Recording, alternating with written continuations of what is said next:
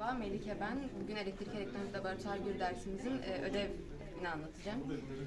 Burada devreyi dirençler ve OPAMP'la kurduk. OPAMP'ta UA741 entegresini kullandık.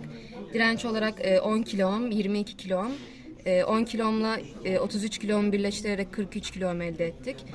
10 ve 70'i birleştirerek de 80 kilo ohm elde ettik. RF direncimiz de 10 kilo ohm'du. Çıkıştan değerler alacağız şimdi. Bütün kapılarımız kapalıyken 0 değerini alıyoruz. Bütün kapılarımız açıkken de eksi 8,98 değerini alıyoruz. 1,00 durumunda eksi 4,94 değerini alıyoruz. 1,100 durumunda eksi 7,19. 16 tane durum oluyor bu şekilde. 0011 durumunda eksi 1,79 değerini alıyoruz. 1,011 durumunda eksi 6,74 değerini alıyoruz. Bu şekilde 16 değeri de sağlamış bulunuyor. Teşekkürler.